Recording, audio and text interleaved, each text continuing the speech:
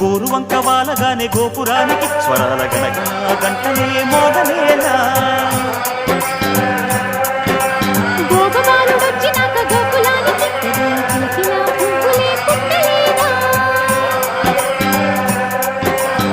బాలకృష్ణుడొచ్చినప్పుడు వల్లరి నందనాలు నాట్యమాడగా వారసుని చూసినప్పుడే వరాల వాంఛలన్నీ పల్లవించగా